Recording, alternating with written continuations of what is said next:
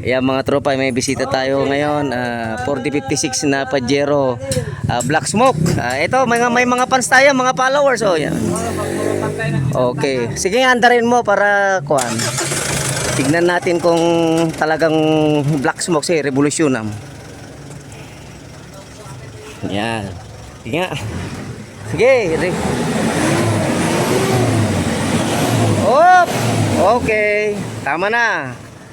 So, ang diagnose ni Boss King, ang emperador. 'Yun ang diagnose, hindi joke lang.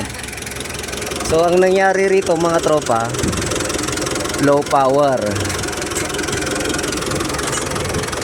So, buti nga in-stainless na 'to kung nito talagang bubutasan. Ito po. Yan, kita nyo yan. Yan, hindi ho nalagay. Yan. Kaya po yung power ng turbo natin, yung boost na papasok sana sa intercooler, hindi siya makapasok kasi may singaw, kaya black smoke. Yan. Yun lang po. Yan lang po ang ating ipipix na yan. Katong dati RJ, may sa duwa. Yan, kaya black smoke. Okay, yan. Wala na, na-emperador na tayo. Ayan, ito mga tropa. Okay na yata.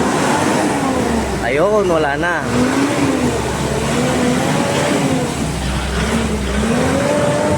Ayun, nawala. Ayos.